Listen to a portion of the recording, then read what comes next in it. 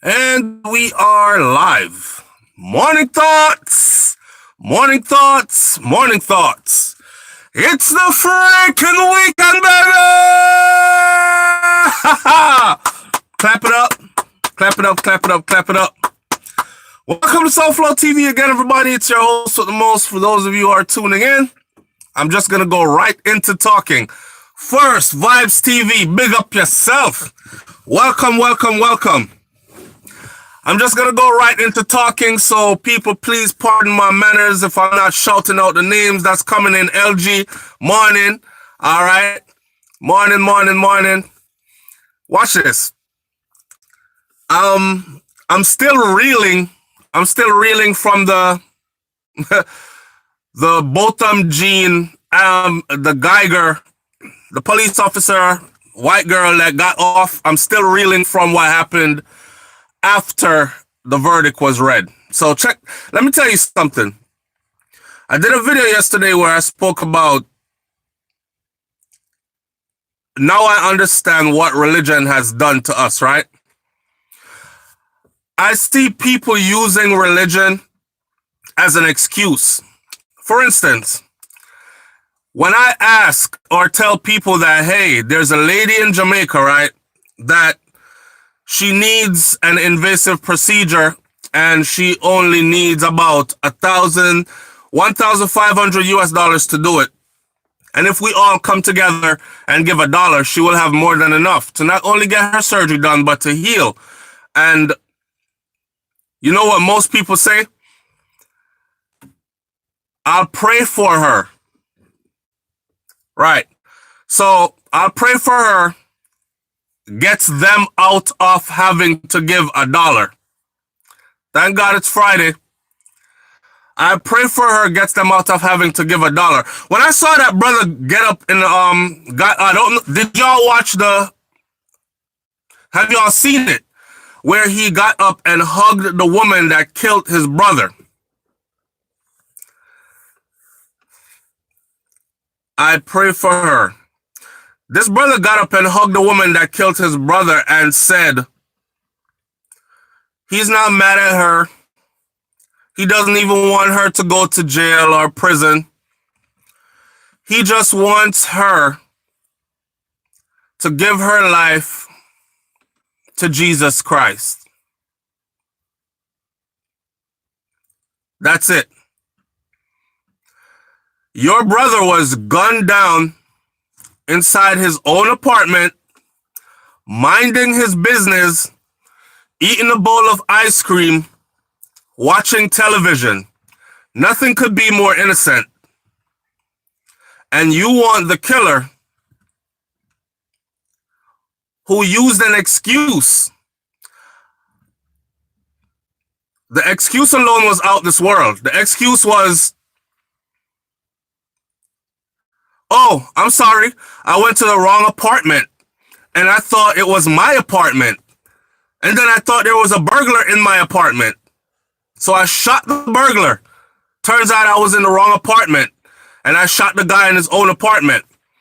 Do you think that a black person could use that excuse after killing a white person who was sitting in their house, eating a bowl of ice cream and watching TV?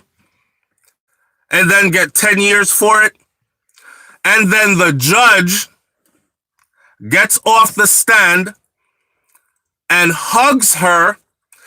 What judge have you ever seen convicted someone of murder, sentenced them to 10 years, then gets down off the stand and hugs them tightly and even starts to cry?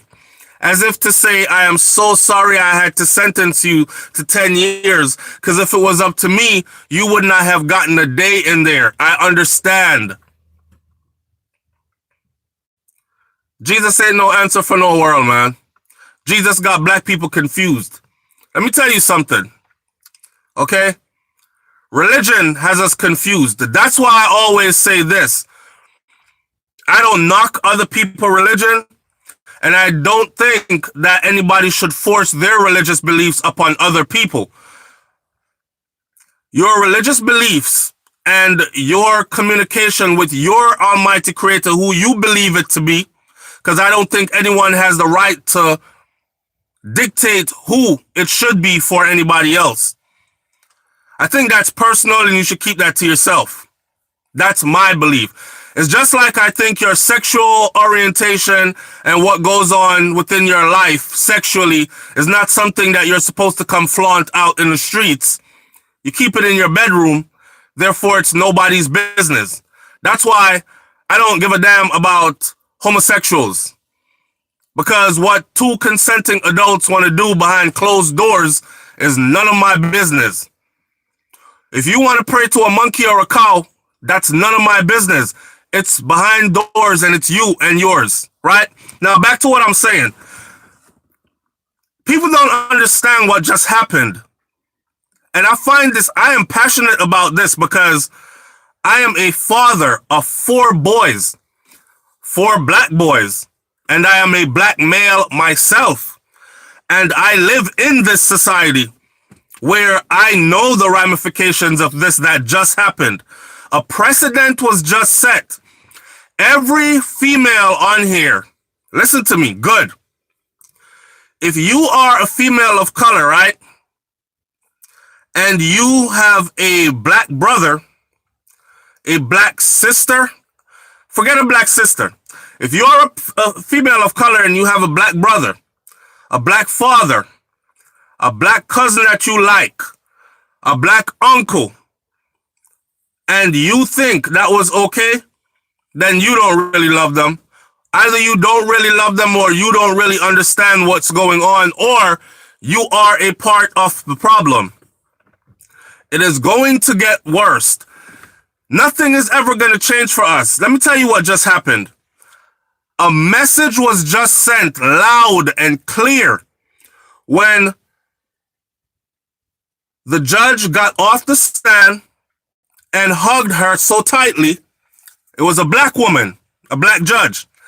That sent a message saying the judicial system, even if it's in that courtroom led by a person of color, will be sympathetic to any white person that kills a black unarmed individual and gives a lousy excuse.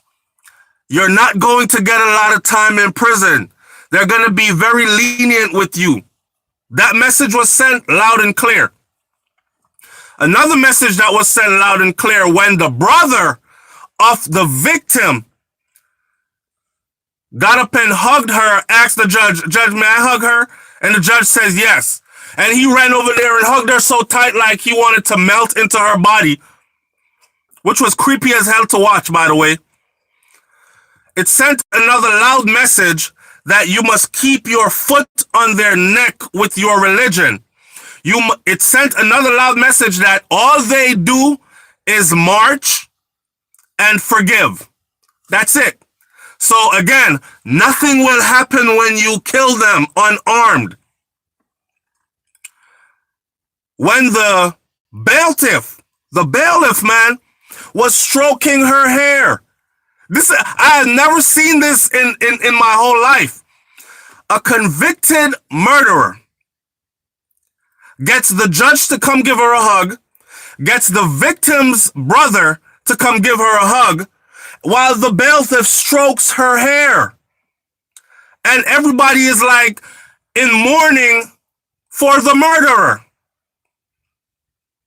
Now, let me tell you, the opportunity that was missed here, the opportunity for that brother to let the world know that, listen, I know a lot of you white people are raised a certain way, and it may not be your fault, but people and the society around you have put stuff into your brain about us black men, about our black men.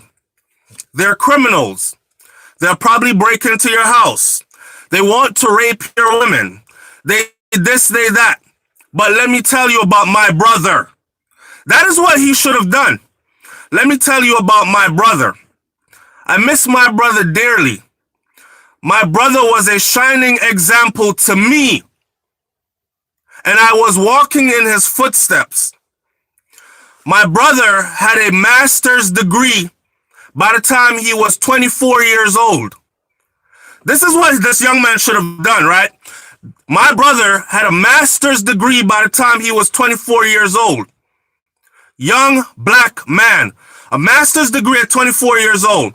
My brother was recruited from St. Lucia, the Caribbean, to come and work in the United States of America for a mega corporation because he was so brilliant.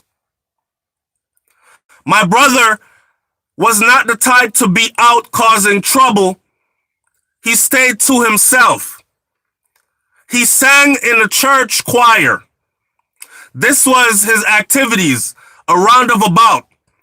My brother was sitting on his couch, eating ice cream, watching television with his laptop with work on it, sitting to the side when this woman entered his apartment and killed him. This is how this man should have represented his brother, so the world knows, oh, they know already. But remind them that we're not all like they perceive us to be. Right? He missed that opportunity. He missed that opportunity. He should have reminded them so they can sit back and say, damn, he was one of the good ones. He really wasn't doing anything. Hell, a master's degree by 24? So brilliant that they recruited him from the islands to come work here in this corporation as an accountant, crunching their numbers? Wow. So trustworthy they kept him here. I mean, he took every light away from all black men, not just his brother, but he did a big disservice to his brother and injustice to his brother in the name of forgiving this woman. Now, forgiving is good. You need to let go of some things sometimes in order to move forward, right? But don't use it as an excuse.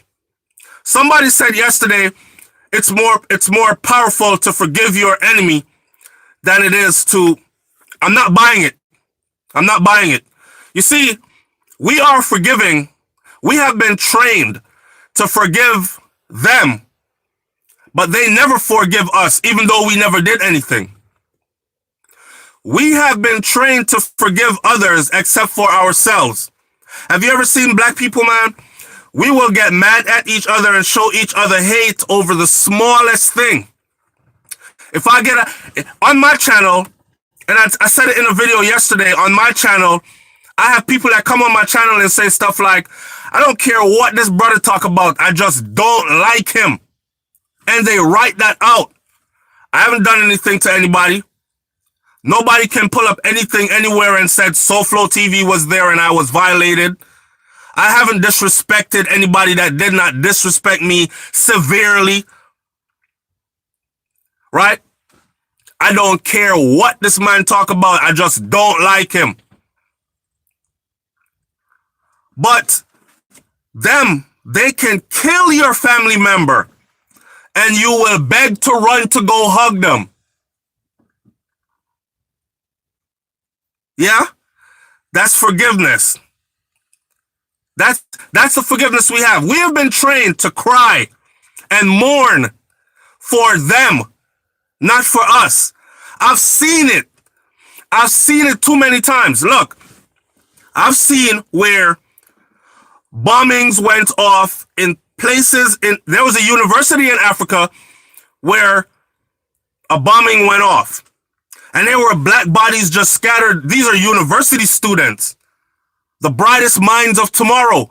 And if you don't know, Africa is really on the rise. Not one of us actually put on our Instagram page or YouTube, we stand with Mogadishu, or we stand with Ethiopia, or we stand with Ghana, or we stand with... The same thing happens in France. The same thing happens in Germany. The same thing happens in London, and our Instagram and all our social media pages change to the British flag, to the French flag, or to the flag of France. We stand with France. We stand with this. This is a psychological mind, you know what, that we are living under. And to watch him get up and say, "Can I hug her, please?" I said, oh my goodness. The picture could not have been painted any brighter for me to see. The man missed the opportunity, man, to let the world know that we're not all thugs out here. We're not all non-progressive elements out here. Because that is how we have been painted in the media. And I don't know, and I'm sure this brother knows that. I don't know what happened behind the scenes. I don't know if they got paid some money. I don't know if this whole thing was put together for media purposes.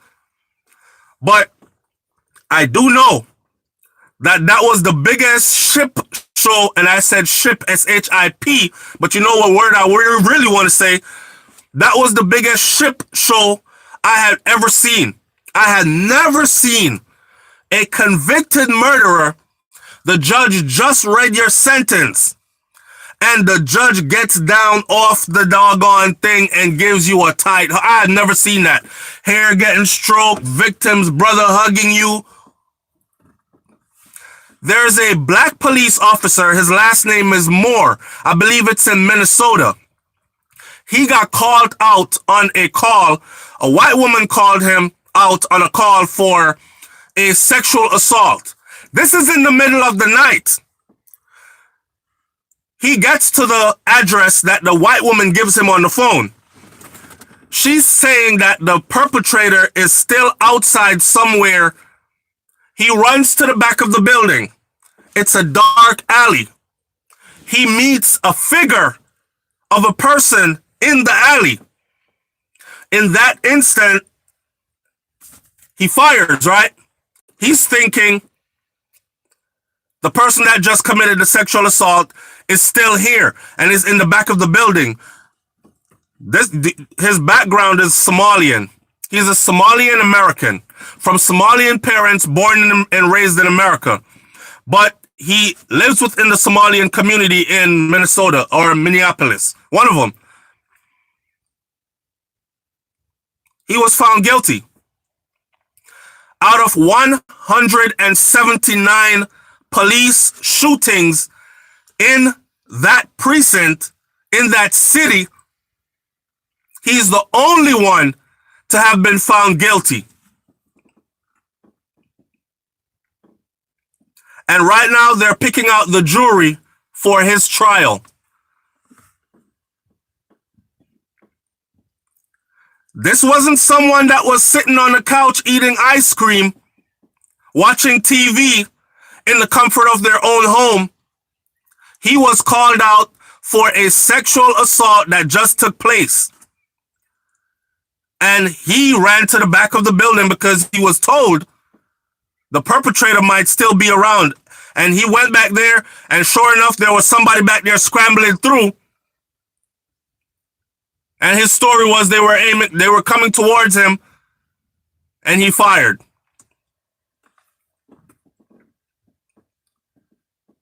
I don't know. I want to tell my women that we are so messed up, and this is the reason why we run away from each other. Black love, yes, black love is so strong and beautiful. It is. It is. It is. But we're so fractured from all angles, man. The black man can't protect the black woman because he is powerless in a system that has made him powerless. Unless he decides to like give up his life and then leave her alone.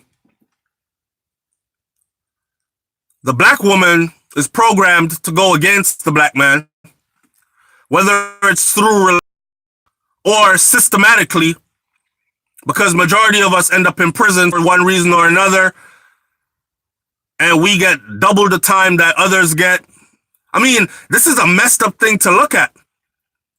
And we have to look at things from all angles.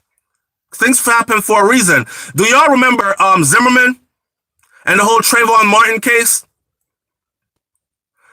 I'm telling you that when things happen, right, they don't just happen and go away. They are used in the court of law. They are used for future cases. So the next time a black male is sitting in his house eating ice cream and watching TV, and a white police officer breaches the door, gets into your house and shoots him, his lawyer is going to use this case as an example. And he will not get any more than what this woman just got, because the precedent has been set. That's why they still go to trial, and it's certain you'll hear them talk about, okay, well, pull up Wade versus Wade, where that is how things go. So this young man and his family were more damaging and did more injustice than they could ever think they ever did. We just got sat back about another 100 years. The George Zimmerman case, let me tell you what happened in Florida. I live in Florida. After he shot Trayvon Martin, mind you, this man was on the phone and he's talking to the police. Go and pull up, just people use Google. Ask for the transcript for the George Zimmerman phone call to the police, and you will read it. This man is on the phone. He's telling the police there's a strange person walking through my neighborhood. The police is asking him, can you identify the person? Have you ever seen him before? He's saying no, and he has a hoodie on over his head. Mind you, it was drizzling, rain. So normally if we have a jacket with a hoodie, what do? We put the hoodie up. You're black. You're not allowed to put any hoodie up in a neighborhood that's predominantly white. Rain must wet your head because we need to see who you are, because we don't want to feel threatened by you. It's the same reason when you're in their environment why you must not put two hands in your pockets, why you must keep a smile on your face, because you don't want them to feel threatened because you're black. The police told Zimmerman, stand down. Stand down. Okay, we've got it from here. 2 units are on their way. Stand down. Stop following him.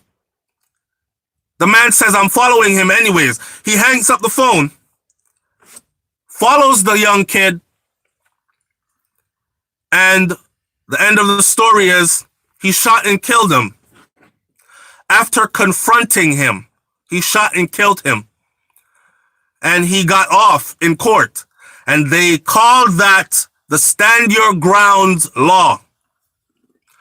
There was no Stand Your Grounds law before. They made that the Stand Your Ground law. So now, what happens is, we go walking in the neighborhood, they feel threatened, they can bow, bow, bow. I felt threatened. I stood my ground. Justified in a court of law. Man, listen.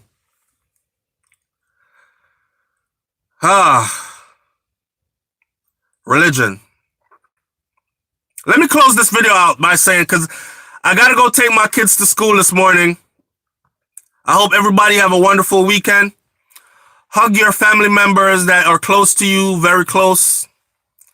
Give some extra black love to a black man, black male this weekend. All right? Black women, I'm not leaving you out. I understand not everybody on here might be black, but I guarantee you 99.999% of us are either black or connected to in some way. Right? Let me close this video out by saying this. Religion.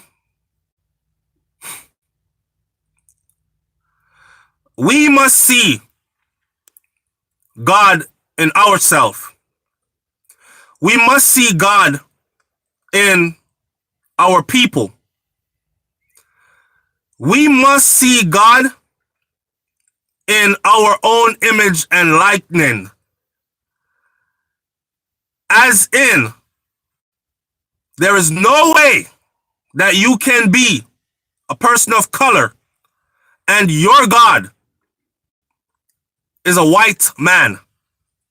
This is not a disrespect to white men, because white people aren't keeping their God in the image of a black man and flaunting that picture all around and wearing the Jesus piece on their gold chain and all that stuff, and it's a black person.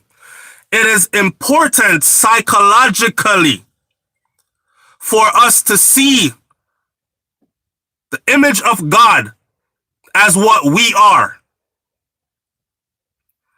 It is psychologically damaging for us to see God as a white man. You know what that does to a child that is black, growing up thinking, well, God is a white man? That means when a white man rapes, molests, abuses, shoot, kill, murder them, white God says, we must forgive as I have forgiven you. And they're thrown into a state of psychosis.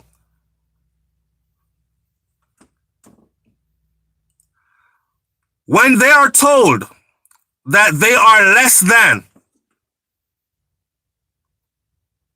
they will always look at that image and think, well, damn, those people look like this, so I guess they are the superior ones. I must bow down to their every wish. I must be subservient to them. I don't care if you want to be Christian, but be Christian with a damn black God. And stop talking about the skin color don't matter because we must worship in the spirit. He came in the flesh according to your doctrine. And you can't nail a spirit to a cross. So if you're going to go all in with that religion, go all the way in. He wasn't just a spirit all the time, right? According to Christianity, he came and he died on the cross for your sins. You didn't nail a spirit to a cross. It was a man. Stop lying and saying, well, we don't know what he looked like, so we don't keep any images around. Be honest. Be honest. My lights were going out because they're timed.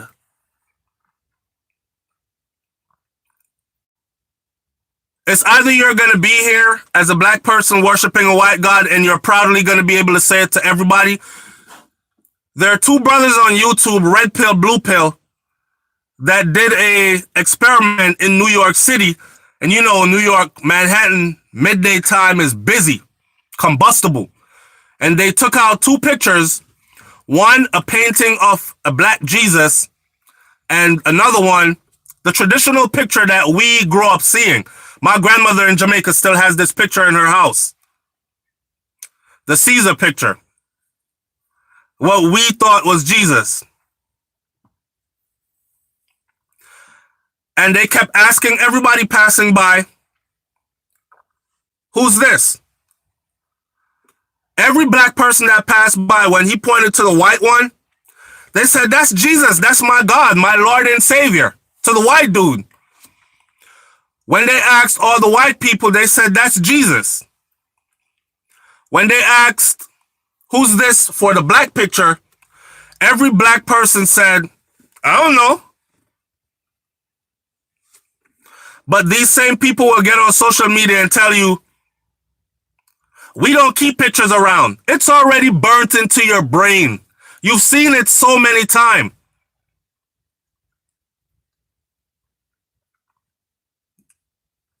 Let me cut this one short.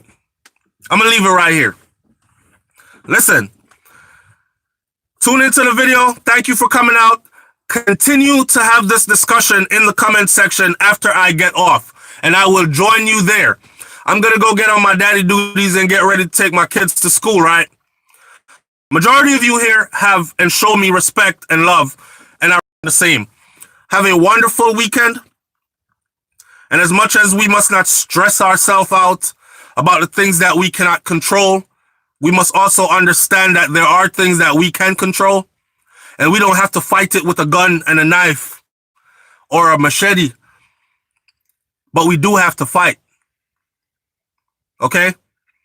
Leave your comments in the comment section below, man. It's SouFLoTV. And I still say up, up, up. That's wake up, wise up, and rise up. All right? I'm out. One love. Peace.